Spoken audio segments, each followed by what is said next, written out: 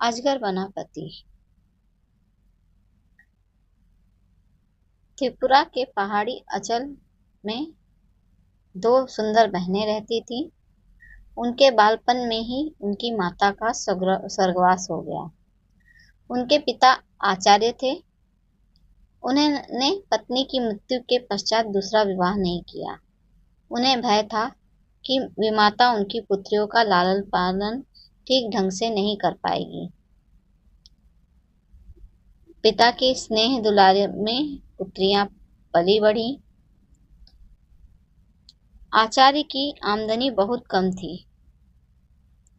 वह झूम की खेती के द्वारा आजीविका कमाता था।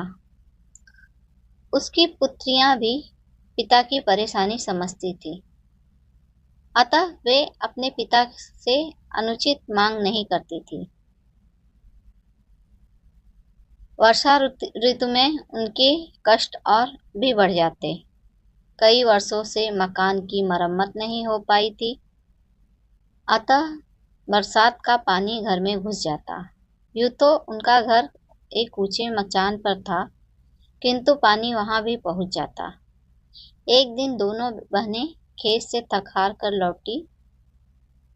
पूरे घर में पानी भरा हुआ था। छोटी बहन के मुंह से आह निकली। वह तड़प कर बोली, दीदी, अब हम क्या करें? ठहरो, देखती हूँ, शायद कुछ मायदूत पड़ा होगा। अभी उसे ही खाकर ही भूख मिटाते हैं, कहकर बड़ी बहन ने सांत्वना दी। बड़ी बहन ने थैला टटोलते ला, किंतु खाने को कुछ नहीं मिला। सब कुछ बरसात के पानी में भीगकर खराब हो गया था।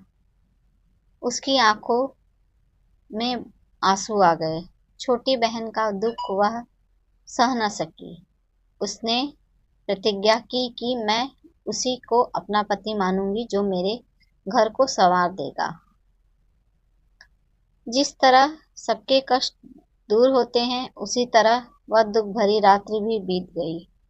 अगले दिन जब दोनों बहनें घर लौटी तो घर की काया पलट देखकर दंग रह गई। सारे घर की मरम्मत की गई थी तथा खाने पीने का सारा सामान भी मौजूद था। इतने खाद्य पदार्थ उन्होंने पहले कभी नहीं देखे थे। आचार्य ने भी घर का परिवर्तन देखा तो उत्साह के साथ बोला, हो न हो, यह तो वन देवी की कृपा है। उससे तुम लोगों का कष्ट देखा नहीं गया, इसलिए उसने हमारी सहायता की है। पिता तो भरपेट खाकर सो गए, किंतु बड़ी बहन उनके अनुमान से संतुष्ट न थी। वह चांदनी रात में बाहर आकर खड़ी हो गई। तभी उसकी नजर एक विशालकाय अजगर पर पड़ी। वह अजगर उनके घर से निकला कर जा रहा था। बड़ी बहन ने उसी क्षण निर्णय ले लिया कि वह अजगर को ही अपना पति मानेगी। उसे पूरा विश्वास था कि उनके घर की दशा संवारने में अजगर का ही हाथ है। छोटी बहन के लाख समझाने पर भी वह अकेले खाना खाने नहीं बैठी। तब हारकर छोटी बहन ने अपने जीजा को पुकारा, कुमुई कुमुई माइटा नानी पाई दी दो। इसे दूसरी भाषा में जीजाजी खाना खाने आइए कहते हैं। यह आवाज सुनते ही अजगर घर में आ पहुंचा। दोनों बहनें उसके विशाल स्वरूप से घबरा गईं, किंतु वह शांति से भोजन करके लौट गया।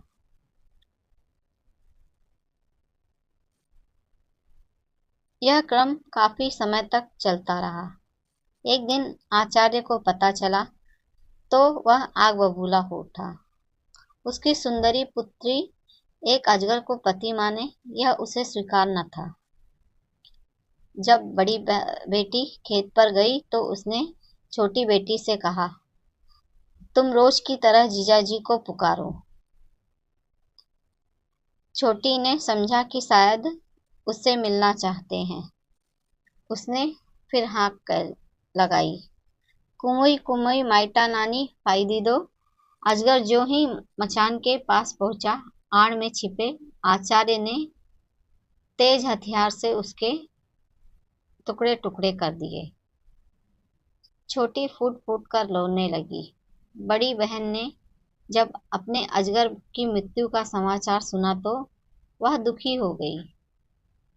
कुछ ही दिनों में उसके मन में अजगर के प्रति प्रेम भाव जाग गया था। उसके वियोग की कल्पना से वह भयभीत हो उठी। बिना एक शब्द कहे वह नदी की ओर चल दी।